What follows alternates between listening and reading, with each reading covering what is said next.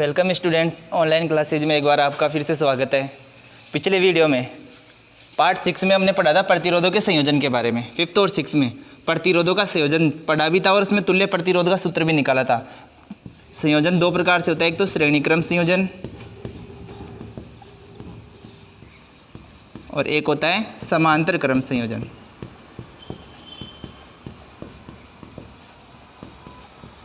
इन दोनों ही प्रकार से प्रतिरोधों को जोड़ना सीखा था। इसमें श्रेणी क्रम संयोजन में तुल्य प्रतिरोध का सूत्र आया था R बराबर R1 plus R2 plus R3 और समांतर क्रम संयोजन में तुल्य प्रतिरोध का सूत्र आया था 1/R बराबर 1/R1 plus 1/R2 plus 1/R3।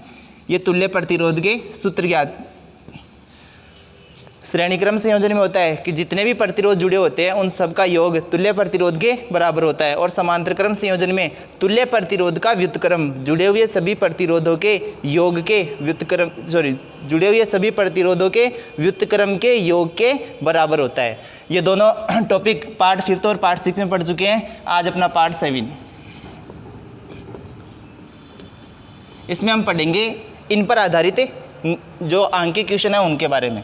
देखिए 100% लगभग एक क्वेश्चन ऐसा दिया हुआ आता है बोर्ड के अंदर ही कि डायग्राम देगा और उनमें से तुल्य प्रतिरोध का मान पूछेगा। देखिए जैसे ये एक दे दे कि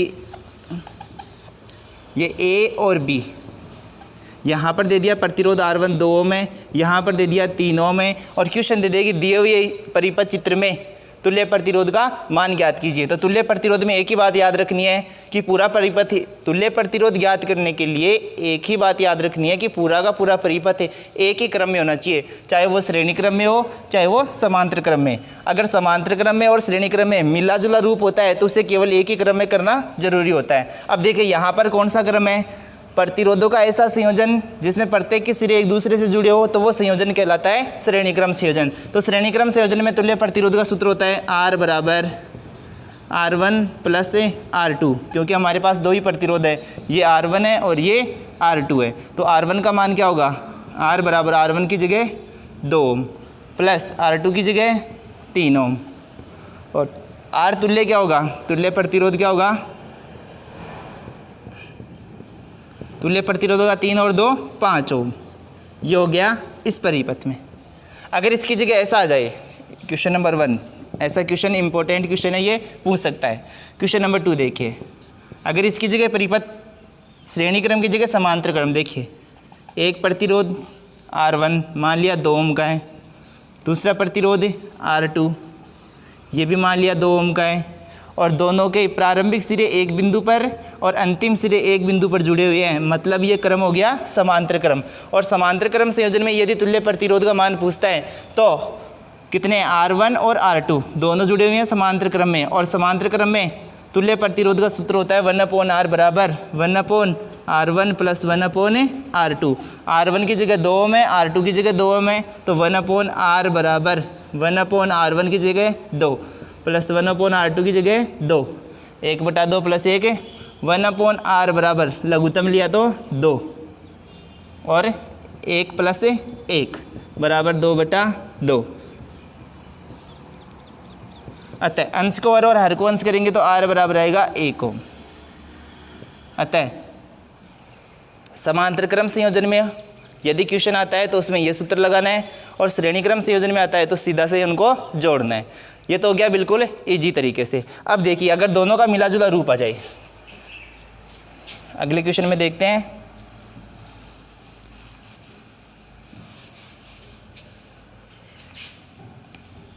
एक क्वेश्चन ऐसा आ जाएगी,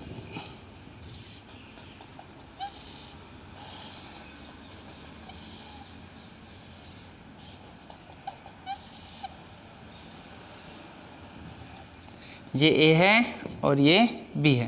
क्वेश्चन दे दे A और B के बीच तुल्य प्रतिरोध ज्ञात कीजिए। ये 1 ओम है, ये 2 ओम है और ये 2 ओम है। अगर ऐसा क्वेश्चन आ जाए तो ऐसे क्वेश्चन को सोल्व करने के लिए सबसे पहले तो हमें याद रखना है कि क्रम कौन सा है। देखिए यहाँ पर प्रतिरोध जुड़ा हुआ है, वो है श्रेणी क्रम में, किसके सापेक्ष, इन दोनों के सापेक्ष। ये दोनों किस में है, समांतर क्रम में। अब देखिए समांतर क्रम, सबसे पहले ऐसे क्वेश्चन सोल्व करने के लिए एक ही बात याद रखनी है कि पूरा का पूरा परिपथ या तो श्रेणी क्रम में हो या समांतर क्रम में। तो यहाँ पर देखिए जो समांतर क्रम में जुड़े हुए हैं पहले इनको सोल्व करेंगे, उसके बाद में इसके सापेक्ष श्रेणी क्रम को सोल्व करेंगे। तो इसके लिए ऐसा डायग्राम बनाओ कि पूरा का पूरा परिपथ एक ही क्रम में आ जाए। तो देखिए सबसे पहले ये R1 है, ये R2 है और ये R3 मान लिया। तो सबसे पहले इन दोनों को सोल्व करेंगे। 1/r बराबर 1/r2 और R3 ये कौन से क्रम में है? श्रेणी समांतर क्रम में। तो 1/r2 प्लस 1/r3। अब ऐसी स्थिति बनानी है कि इन दोनों की जगह एक ही परिपथ। तुल्य का मतलब क्या होता है कि जितने भी परिपथ जुड़े हो ना उनके बराबर। तो यहाँ पर R तुल्य का मान निकालेंगे तो R तुल्य इन दोनों प्रतिरोध जुड़े हो उनके बराबर आ जाएगा। तो R 1/r तुल्य बराबर 1/r2 कितना है? 2 ओम प्लस 1/r3 कितना है? 2 ओम। तो 1/r तुल्य बराबर होगा 1 ओम। 1/2 प्लस 1/2 1 ओम आएगा। अब देखिए इन दोनों की जगह क्या आ गया? 1 ओम। तुल्य मतलब है बराबर, इन दोनों के बराबर कौन हो गया? 1 ओम। अब इसका दूसरा परिपथ चित्र देखिए, 1 ओम और इन दोनों की जगह 1 ओम।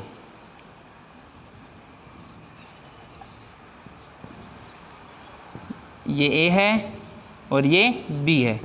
अब देखिए पहले हमारे पास जो परिपथ था वो श्रेणी क्रम और समांतर क्रम दोनों में मिला जुला रूप था। अब हमने जब इसको सोल्व कर लिया, इन दोनों की जगह तुल्य प्रतिरोध निकाला तो 1 ओम आया। अब हमारे पास पूरा का पूरा परिपथ एक ही क्रम में है। अब एक ही क्रम में है कौन? देखो दोनों के अगर सिरे जुड़े हुए हैं एक दूसरे से तो वो श्रेणी क्रम है, और श्रेणी क्रम में तुल्य प्रतिरोध होता है R बराबर R1 प्लस R2। तो R बराबर हो गया R1 की जगह 1 ओम प्लस R2 की जगह 1 ओम। R बराबर हो गया 2 ओम।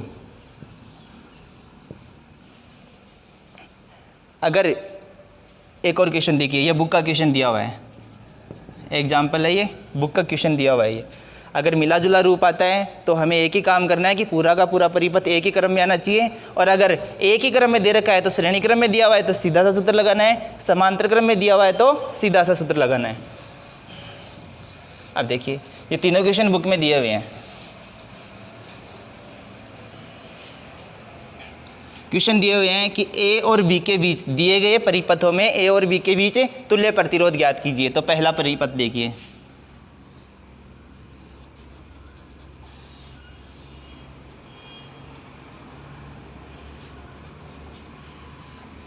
यहाँ पर A है और यहाँ पर B है, और क्वेश्चन पूछा गया है कि A और B के बीच तुल्य प्रतिरोध ज्ञात कीजिए।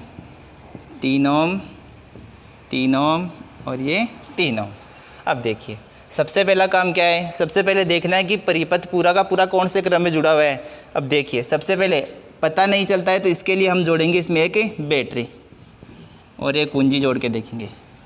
यहाँ तक तो धारा समान आ रही है, लेकिन यहाँ पर आने के बाद में धारा बट रही है। यहाँ पर तो जा रही है I1 और यहाँ जा रही है I2। इसमें से निकलकर धारा इसमें भी I1 ही होगी। मतलब धारा दोनों में समान है, और जिन प्रतिरोधों में धारा का मान समान होता है वो क्रम होता है श्रेणी क्रम। मतलब ये दोनों के दोनों परिपथ कौन से क्रम में जुड़े हुए हैं? श्रेणी क्रम में जुड़े हुए हैं। और इनके सापेक्ष ये कौन से क्रम में जुड़ा हुआ है? समांतर क्रम में। तो R1 प्लस R2 इन दोनों की जगह हम क्या लेंगे? 6 ओम। तो देखिए इसका दूसरा परिपथ कन्वर्ट करेंगे, इन दोनों की जगह R1 प्लस R2 कर देंगे तो 6 ओम, और इसकी जगह 3 ओम की जगह 3 ओम 3 ओम। ये A है और ये B है। पूरा का पूरा परिपथ कौन से क्रम में आ गया? अब ये परिपथ है समांतर क्रम में। तो देखिए समांतर क्रम में आ गया तो 1/6 1/r बराबर सूत्र होता है 1/r1 प्लस 1/r2।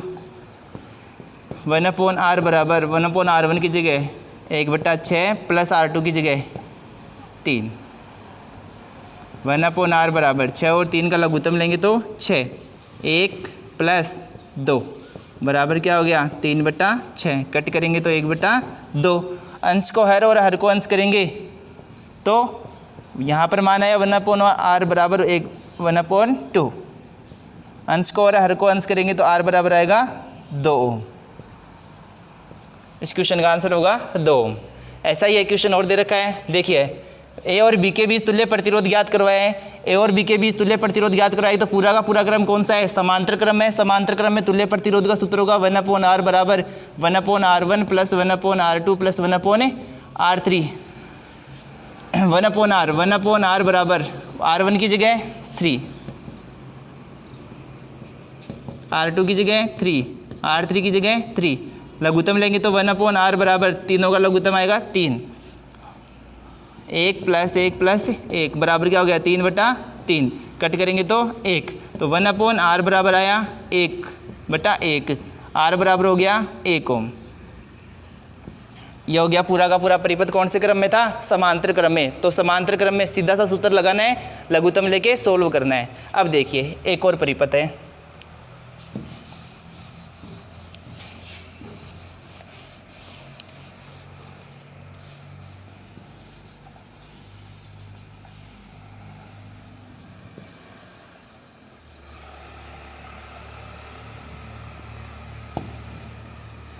यहाँ पर B है और यहाँ पर A है। ये भी 2 ओम है, ये भी 2 ओम है, यहाँ पर भी 2 ओम और यहाँ पर भी 2 ओम। क्वेश्चन दिया हुआ है कि A और B के बीच तुल्य प्रतिरोध ज्ञात कीजिए। तो हमें पता नहीं चलता है तो हम पहले एक बैटरी जोड़ के देखेंगे इनके बीच। बैटरी जोड़ के देखा तो यहाँ से आने वाली धारा यहाँ तक तो समान है, यहाँ पर आने के बाद में बढ़ती है। यहाँ पर इसमें जा रही है I1 और इसमें जा रही है I2। I1 धारा निकल कर इसमें जाएगी तो पहले और दूसरे प्रतिरोध में तो धारा क्या होगी I1, तीसरे और चौथे प्रतिरोध में धारा कौन सी होगी I2। मतलब ये दोनों कौन से क्रम में है जिसमें धारा का मान समान है, तो ये क्रम है श्रेणी क्रम। और इन दोनों का क्रम कौन सा होगा, श्रेणी क्रम। 2 + 2 कितना हो गया 4 ओम। इन दोनों की जगह 4 ओम काम में ले सकते हैं और 2 + 2 इन दोनों की जगह काम में ले सकते हैं 4 ओम। इसका दूसरा परिपथ बनाएंगे, इन दोनों की जगह 4 ओम और इन दोनों की जगह 4 ओम। ए और बी। अब देखिए इसको कन्वर्ट कर लिया, एक ही दोनों श्रेणी क्रम में थे, श्रेणी क्रम में थे, फिर इन दोनों के सापेक्ष जोड़ा तो क्रम कौन सा आया, समांतर क्रम। अब पूरा का पूरा परिपथ हमारे पास समांतर क्रम में है, तो समांतर क्रम में तुल्य प्रतिरोध का सूत्र होता है आर तुल्य बराबर 1/r1 प्लस 1/r2। r1 की जगह 4 ओम, r2 की जगह 4 ओम।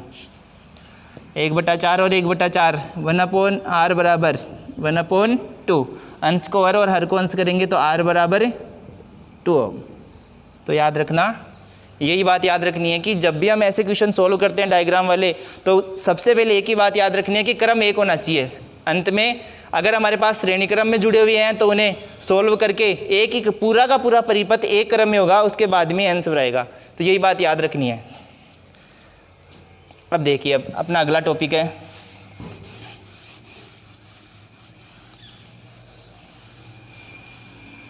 अगले टॉपिक में हम बात करेंगे विद्युत धारा के तापीय प्रभाव के बारे में। देखिए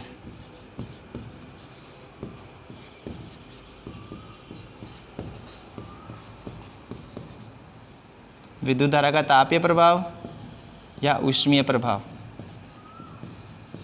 या इसे जूल का तापन भी तापन नियम भी कहते हैं। जूल का तापन नियम। देखिए विद्युत धारा का तापीय प्रभाव या ऊष्मीय प्रभाव क्या होता है, या जूल का तापन नियम में क्या होता है। सबसे पहले याद रखना है कि विद्युत धारा यदि किसी धारावाही चालक तार में, यदि किसी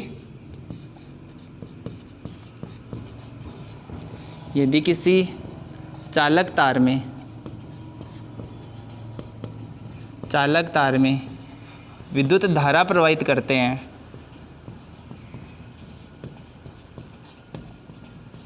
यदि किसी चालक तार में विद्युत धारा प्रवाहित करते हैं तो चालक तार गर्म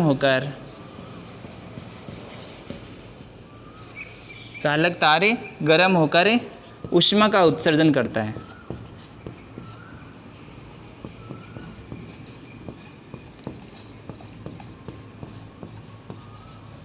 विद्युत धारा का ऊष्मीय प्रभाव या तापीय प्रभाव क्या होता है? यदि किसी चालक तार में विद्युत धारा प्रवाहित करते हैं तो वो चालक तार गर्म होता है और गर्म होकर ऊष्मा का उत्सर्जन करता है।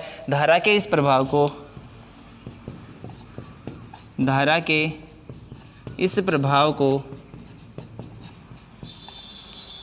विद्युत धारा का ऊष्मीय प्रभाव कहते हैं। अब कितनी ऊष्मा का उत्सर्जन करता है, इसके लिए हम देखेंगे कि ऊष्मा कितनी उत्सर्जित कर सकता है एक तार। तो उसके लिए सूत्र यानी कि जूल का तापन समीकरण निकालेंगे।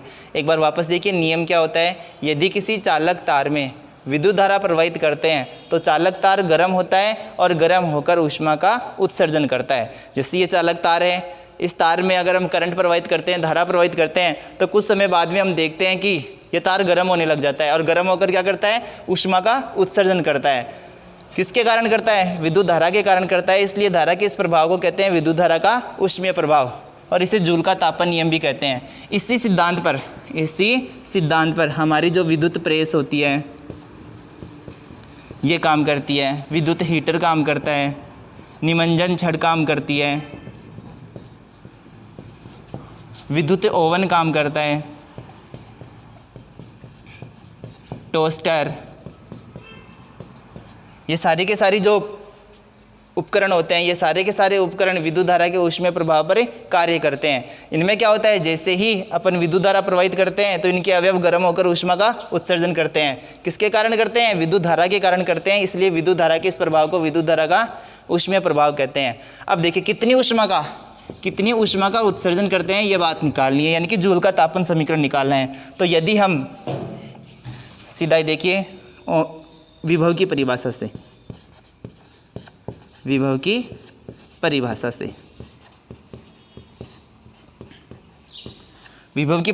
पढ़ा भी था। विभव की परिभाषा से होता है V बराबर होता है W अपॉन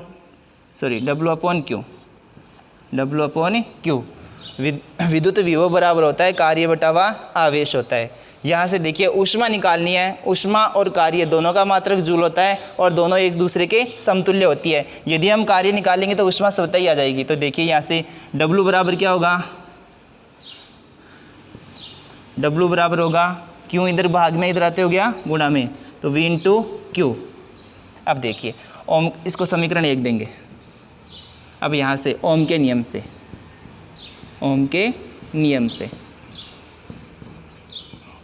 से हमने पढ़ा था कि V बराबर होता है IR। V बराबर क्या होता है? IR होता है। V की जगह मान रखेंगे IR। तो देखिए समीकरण 1 में मान रखने पर, समीकरण 1 में V का मान रखने पर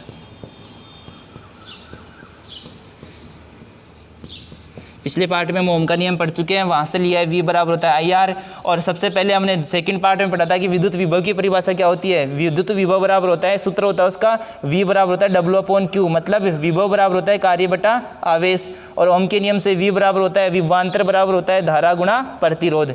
अब देखिए V का मान रखेंगे समीकरण 1 में, समीकरण 1 में V का मान रखने पर, समीकरण 1 में V का मान रखेंगे तो W बराबर आएगा V की जगह क्या रखेंगे? IR और Q का Q इंटू Q, इसे समीकरण 2 देंगे। अब देखिए विद्युत धारा की परिभाषा से, विद्युत धारा की परिभाषा से हमने देखा था कि I बराबर होता है Q अपॉन T।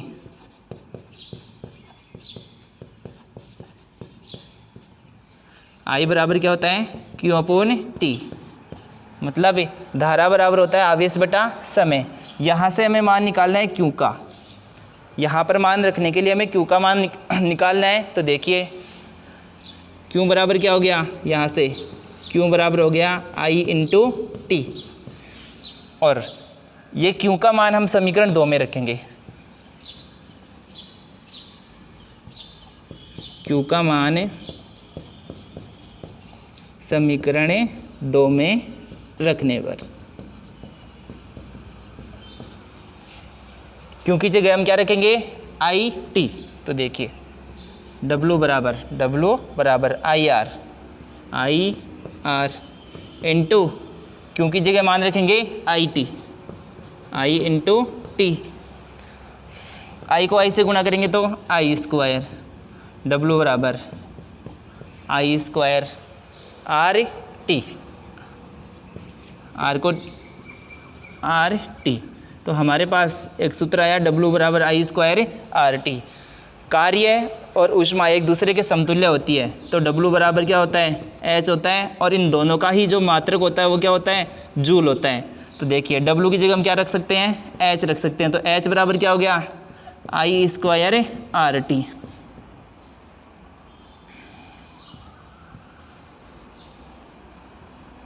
ये हमारा समीकरण 3। और समीकरण 3 होता है कि कितनी ऊष्मा का उत्सर्जन करता है। यदि किसी धारावाही चालक तार में विद्युत धारा प्रवाहित करते हैं तो वो ऊष्मा का उत्सर्जन करता है, और कितनी ऊष्मा का, H बराबर आई स्क्वायर आर टी। तो यही बात याद रखनी है कि H बराबर क्या होता है, H बराबर होता है आई स्क्वायर आर टी, इतनी ऊष्मा का उत्सर्जन करता है। जिसके अनुसार होता क्या है कि जो ऊष्मा उत्पन्न होती है, समीकरण 3 क्या कहलाता है, समीकरण 3 ही जूल का तापन समीकरण कहलाता है। जूल का तापन समीकरण कहलाता है। जिसके अनुसार क्या होता है, जिसके अनुसार जो ऊष्मा उत्पन्न होती है वो उत्पन्न ऊष्मा परिपथ में या चालक तार में प्रवाहित धारा के वर्ग के समानुपाती होती है। मतलब जो ऊष्मा उत्पन्न होती है H, वो धारा के वर्ग के समानुपाती, मतलब चालक तार में जितनी भी धारा प्रवाहित होती है उसी धारा के, धारा I वर्ग धारा के वर्ग के समानुपाती होती है। इसे समीकरण 1 दीजिए या A। उत्पन्न ऊष्मा चालक तार में जितना प्रतिरोध उत्पन्न होता है उस प्रतिरोध के समानुपाती होती है। तो H समानुपाती होती है R के। एक H होता है मतलब जितने समय तक उसमें धारा प्रवाहित करते हैं उस समय के भी उत्पन्न ऊष्मा उसके समय के भी समानुपाती होती है। तो H समानुपाती क्या होता है, समय T। और ये तीनों समीकरण A, समीकरण B और समीकरण C, इन तीनों को कहते हैं जूल का तापन नियम।